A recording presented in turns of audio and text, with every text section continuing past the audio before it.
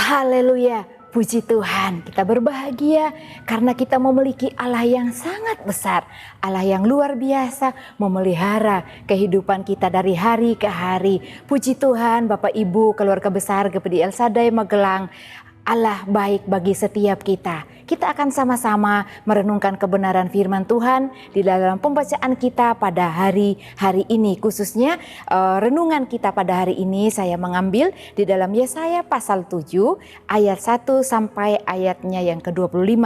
Karena sangat panjang ayat dalam perikop Yesaya pasal 7 ini, maka saya mengajak untuk kita membaca ayat 1 dan 2. Yesaya 7 ayat 1 dan 2, demikian bunyi firman Tuhan. Dalam zaman Ahaz bin Yotam bin Uzia, Raja Yehuda, maka Rezin, Raja Aram dengan Pekah bin Remalia, Raja Israel, maju ke Yerusalem untuk berperang melawan kota itu. Namun mereka tidak dapat mengalahkannya. Lalu diberitahukannya lah kepada keluarga Daud, Aram telah berkemah di wilayah Efraim. Maka hati Ahaz dan hati rakyatnya gemetar ketakutan seperti pohon-pohon hutan bergoyang ditiup angin. Bapak Ibu yang diberkati Tuhan, judul renungan kita hari ini adalah akibat menolak janji Tuhan. Di dalam ayat 1, ayat 2 terkhusus ya dijelaskan bahwa Raja Yehuda akan mengalami peristiwa besar, yaitu akan mengalami perlawanan oleh Israel dan Aram. Nah, dikatakan pada ayat yang kedua, Ahaz dan rakyat pada saat itu mengalami ketakutan, gemetar ketakutan seperti pohon-pohon hutan bergoyang ditiup angin. Mereka sangat ketakutan. Tetapi Bapak Ibu, apa akibat bila seseorang menolak percaya janji Tuhan? Padahal janjinya jelas dengan nyata. Tuhan tidak pernah ingkar janji. Ketika Allah tahu bahwa Ahaz dan rakyatnya, orang-orang Yehuda, orang-orang Yerusalem pada saat itu merasa ketakutan, gemetar seperti pohon yang bergoyang yang ditiup angin. Allah tahu dan Allah memberikan janji kepada Raja Ahaz. Kita lihat Bapak Ibu dalam ayatnya yang keempat sampai ayatnya yang ketujuh. Itu merupakan janji Allah pada Raja Ahaz saat ketakutan terhadap serangan Israel. Nah, Bapak Ibu yang diberkati Tuhan, ketika menolak janji Tuhan atau percaya pada janji Tuhan sama dengan menolak penyertaannya. Kita akan melihat ya pada ayat 4 sampai 7 itu merupakan janji Allah kepada Raja Ahab. Ayat 4 dan 7, ayat 4 sampai 7 Bapak Ibu. Di sana ada janji Tuhan kepada Raja Ahab. Saya bacakan salah satu dalam ayatnya yang keempat. Dan katakanlah kepada, saya ulangi, dan katakanlah kepadanya, teguhkanlah hatimu dan tinggallah tenang. Janganlah takut dan janganlah hatimu kecut karena kedua puntung kayu api yang berasap ini, yaitu kepanasan amarah Rezin dan Aram dan anak Remalia. Nah Bapak Ibu, ada janji Tuhan, penyertaan Tuhan yang luar biasa buat Raja Ahab. Tetapi mari kita pelajari lebih lanjut bahwa Raja Ahab menolak janji Tuhan. Janji Tuhan pada ayatnya yang keempat berkata, jangan takut, teguhkanlah hatimu, tetaplah tenang. Tidak akan terjadi apa-apa. Pada ayatnya yang ketujuh Bapak Ibu dapat melihatnya bahwa Allah berkata tidak akan terjadi apa-apa. Tetapi tidak demikian Bapak Ibu ya oleh Raja Ahab ya. Dia menolak janji Allah ini yang Allah sudah berikan. Pada ayat yang ke-10 dan ayatnya yang ke-11 Tuhan melanjutkan firman-Nya kepada Raja Ahaz, yaitu untuk meminta tanda kepada Tuhan. Dan kalau Bapak Ibu Saudara membaca pada ayat-ayat ayatnya yang ke-10, 11 dan ayat selanjutnya, di sana pada ayatnya yang ke-14 ada janji Allah tentang kehadiran seorang bayi laki-laki yang akan lahir dari seorang perempuan. Nah Bapak Ibu, anak itu diberi nama Immanuel. Ini janji kedua. Kalau tadi kita melihat dalam ayat 4 sampai 7 bahwa janji Allah menyertai Ahab dan orang-orang Yehuda pada saat itu. Ini janji Tuhan dalam ayatnya yang ke-14 bahwa akan hadir seorang anak laki-laki yang diberi nama Immanuel. Immanuel artinya Allah menyertai kita. Penggenapan janji Allah juga dalam keturunan Daud Bapak Ibu tentang Immanuel ya, tentang kelahiran Tuhan Yesus Kristus. Nah, di sini ada gambaran tentang kelahiran anak Allah yang memberikan kebebasan, yang menyertai dan menyelamatkan umatnya.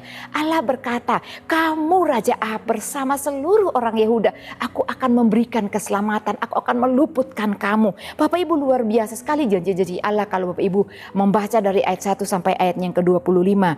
Dalam ayatnya yang ke-14 yaitu janji Allah bahwa Allah akan menyertai mereka dengan memberikan gambaran bahwa ada seorang anak laki-laki yang lahir di tengah mereka. Pada ayat yang ke-16 dikatakan bahwa kedua musuh Yehuda akan hancur di tangan Asyur. Ayat 16 berkata demikian.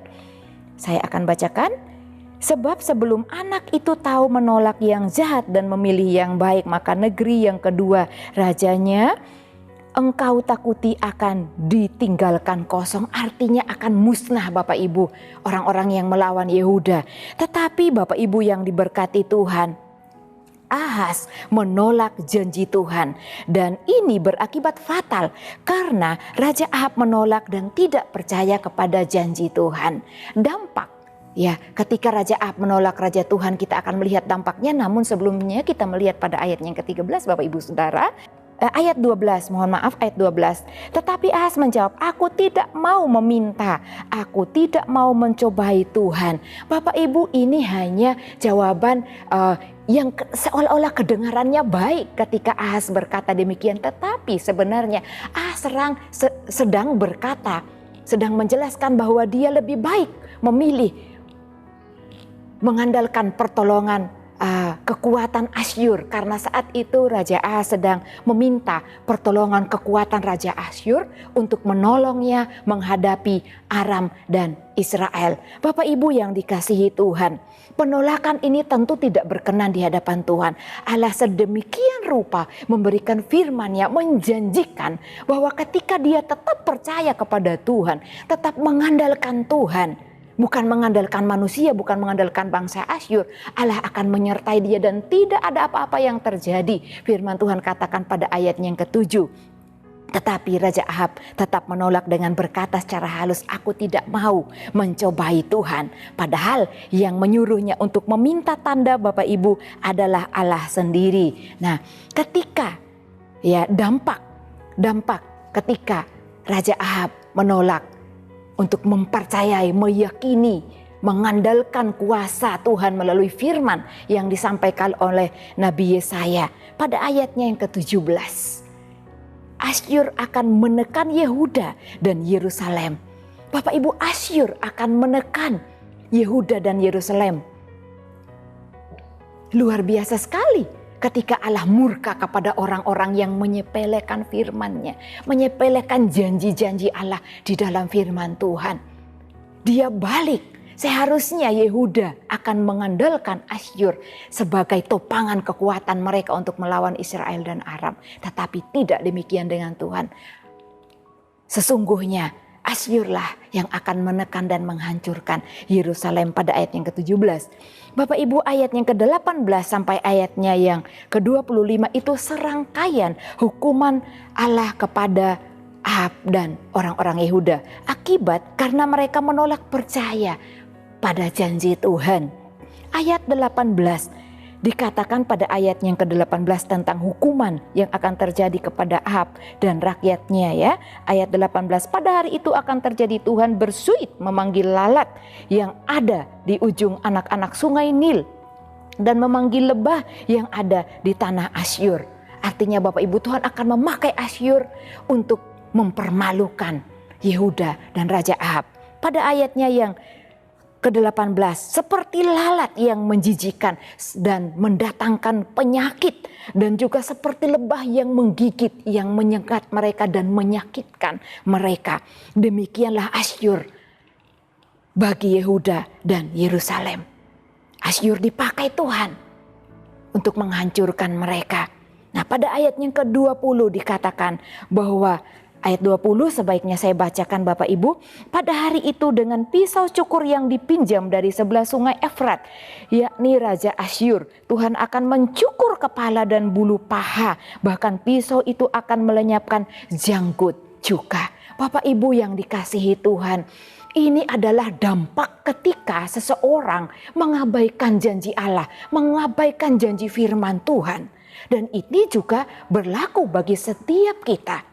Bagi saya, bagi Bapak Ibu Saudara sekalian, ada beribu-ribu janji Tuhan dalam firman Tuhan. Dan pada ayat yang ke-20, ketika Raja Ahab menolak janji Allah yang akan menolongnya, ayat 20 dikatakan, kepala, paha, dan janggut yang digundul itu merupakan penghinaan yang luar biasa kepada raja yang mengabaikan janji Allah.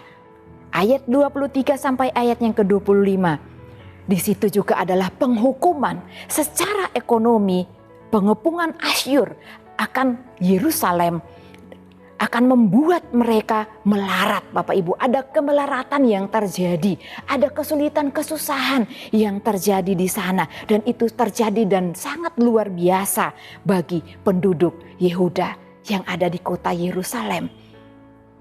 Bapak Ibu yang dikasihi Tuhan, terkadang kita mengabaikan janji Allah. Melalui firman-Nya, Dia sudah ingatkan kita banyak sekali janji Tuhan. Dan saya percaya setiap kita yang sudah banyak mendengarkan firman Tuhan, tentu ada banyak janji-janji Allah yang kita dengarkan, yang kita terima.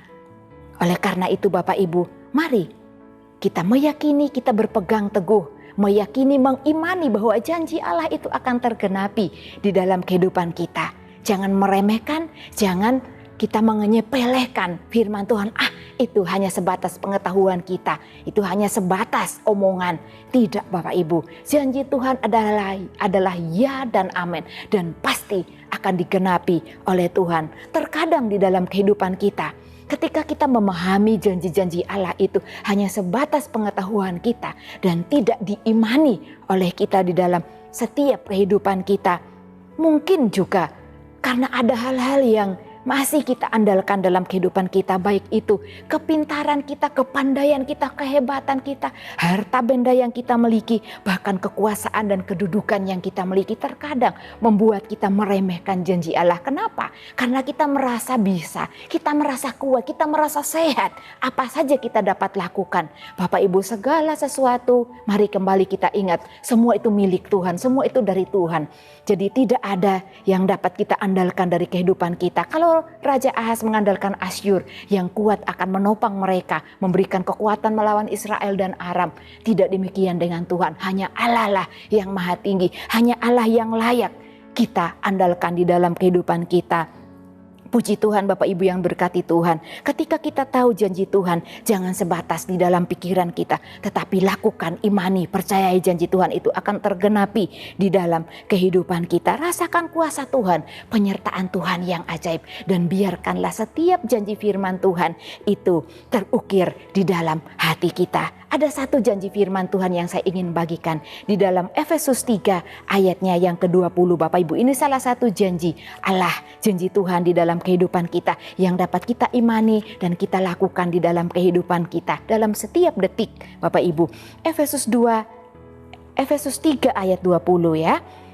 Berkata demikian, bagi Dialah yang dapat melakukan jauh lebih banyak daripada yang kita doakan atau pikirkan, seperti ternyata dari kuasa yang bekerja di dalam kita. Puji Tuhan, Tuhan Yesus memberkati. Kita sama-sama berdoa. Haleluya. Kami mengucap syukur kepadamu Allah yang baik.